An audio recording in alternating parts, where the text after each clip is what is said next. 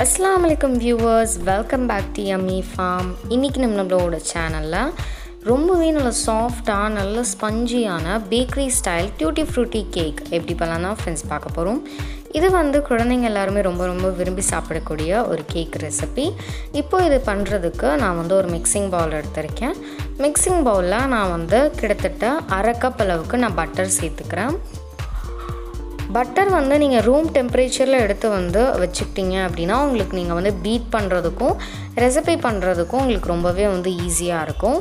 இப்போ நான் இந்த பட்டரை லைட்டாக பீட் பண்ணிட்டேன்.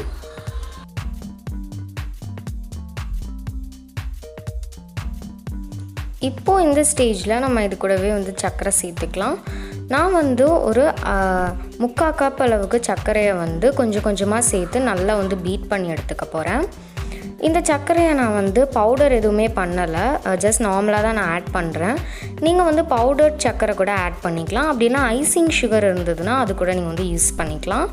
நான் நார்மலாக சுகர் எதுவுமே பவுடர் பண்ணாமல் நான் ஆட் பண்ணிவிட்டு பட்டரும் சுகரும் நல்லா நான் விப் பண்ணி எடுத்துக்கிட்டேன். இது கூடவே நம்ம 3 முட்டையை சேர்த்துடலாம். 3 முட்டையை ஒரே டைமில் சேர்க்காமல் ஒவ்வொரு முட்டையாக நம்ம சேர்த்து பீட் பண்ணும்போது நம்மளுக்கு இன்னுமே நல்ல சாஃப்டாக நம்மளுக்கு கேக் கிடைக்கும். ஸோ அதனால் ஒவ்வொரு முட்டையாக சேர்த்து நம்ம இதை கொஞ்சம் கொஞ்சமாக பீட் பண்ணி எடுத்துக்கலாம்.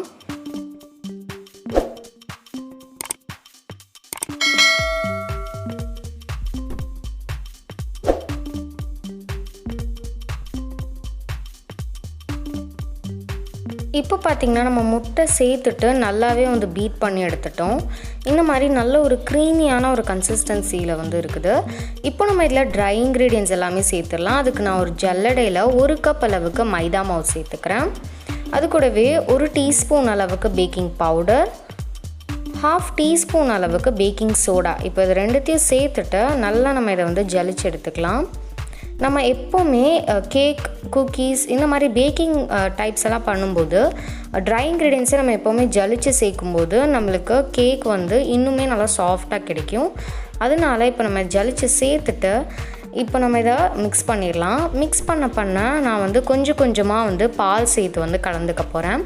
ஏன்னா நம்மளுக்கு அந்த ப்ராப்பரான ஒரு கேக் கன்சிஸ்டன்சி பேட்டர் தேவை. அதுக்காக நான் கொஞ்சம் கொஞ்சமாக பால் சேர்த்துக்கிறேன்.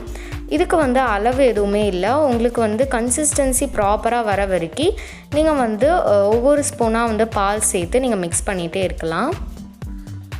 இப்போ பார்த்திங்கன்னா எனக்கு நல்ல ஒரு பேட்டர் கன்சிஸ்டன்சி வந்திருக்கு. இப்போ நான் இதில் டியூட்டி ஃப்ரூட்டி ஆட் பண்ணிக்கிறேன். நம்ம ஆல்ரெடியே நம்ம சேனலில் டியூட்டி ஃப்ரூட்டி எப்படி வீட்டிலே ரொம்பவே ஈஸியாக பண்ணுறது அப்படின்னு சொல்லிட்டு ஒரு வீடியோ அப்லோட் பண்ணியிருக்கேன். அந்த வீடியோ லிங்க் இல்லை டிஸ்கிரிப்ஷனில் கொடுக்குறேன், இன்னும் பார்க்காதவங்க பாருங்கள். இப்போது இந்த டியூட்டி ஃப்ரூட்டியை நான் ஒரு 2 டேபிள் ஸ்பூன் அளவுக்கு மைதா மாவில் போட்டு நல்லா இந்த மாதிரி டஸ்ட் பண்ணி இந்த மாதிரி நல்லா மிக்ஸ் பண்ணி எடுத்துக்கிறேன். இந்த மாதிரி நம்ம பண்ணும்போது கேக்கில் டியூட்டி ஃப்ரூட்டி கீழே போய் தங்காமல் நம்ம சாப்பிடும்போது அங்கே இங்கே கடிப்படும்.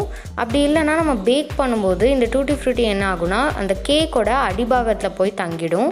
அப்போ நம்மளுக்கு கேக் கட் பண்ணும்போதும் ப்ராப்பராக வராது. அண்ட் கேக் சாப்பிடும்போதும் அது ப்ராப்பராக இருக்காது. அதனால நம்ம இந்த ஸ்டெப்பை ஃபாலோ பண்ணிக்கிறோம்.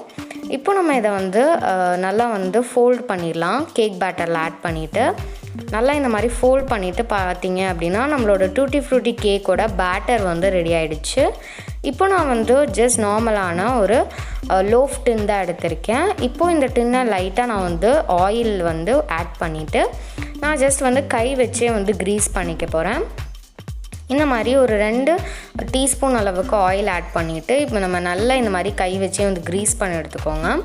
பட்டர் பேப்பர் இல்லாதவங்க நான் சொல்கிற இந்த ஸ்டெப்பை ஃபாலோ பண்ணிக்கோங்க. பட்டர் பேப்பர் இருந்ததுன்னா ஆயில் க்ரீஸ் பண்ணிவிட்டு நீங்கள் பட்டர் பேப்பர் போட்டுக்கலாம்.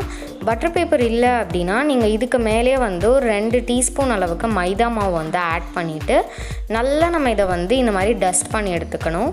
இந்த மாதிரி நம்ம தட்டும்போது அது எல்லா பக்கத்துலேயும் போய் நல்லா டஸ்ட் ஆகும். இந்த மாதிரி நம்ம பண்ணும்போது கேக்கோட அடிபாகம் நம்மளுக்கு கருகாமல் அண்ட் கேக் எடுக்கும்போதும் ரொம்பவே சூப்பராக கிடைக்கும்.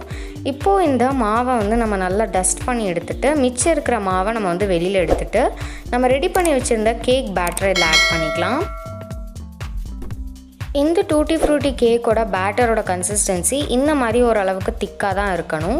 அப்போ தான் நம்மளுக்கு அது பேக் ஆகி வரும்போது ரொம்பவே பர்ஃபெக்டாக வரும்.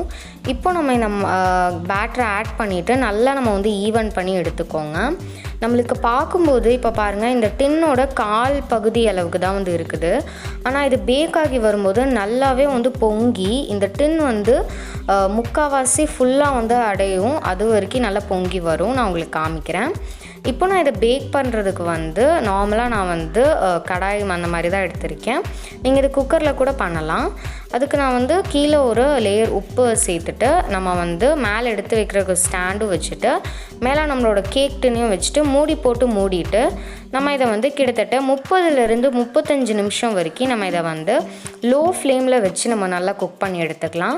எனக்கு கிட்டத்தட்ட வந்து 35 நிமிஷத்துலேருந்து 40 நிமிஷம் வரைக்கும் ஆச்சு. நம்ம இதை பேக் பண்ணும்போது மேலே இந்த மாதிரி வெயிட் வச்சு பேக் பண்ணுங்கள். நான் வந்து கடாயில் பேக் பண்ணுறேன், அதனால் நான் இந்த மாதிரி வெயிட் வச்சு பேக் பண்ணுறேன். நீங்கள் குக்கரில் பேக் பண்ணுறீங்க அப்படின்னா விசில் கேஸ்கெட் எதுவுமே போடாமல் நார்மலாக நீங்கள் மூடி போட்டு மூடிட்டு நீங்கள் குக்கரில் ரொம்பவே சூப்பராக நீங்கள் பேக் பண்ணி எடுத்துக்கலாம். இப்போ பாருங்கள், என்னோடய கேக் வந்து ரொம்பவே சூப்பராக வந்து பேக் ஆகி வந்தாச்சு. நான் சொன்ன மாதிரியே 1/4 டின் அளவுக்கு தான் இருந்தது என்னோடய கேக் பேட்டர்.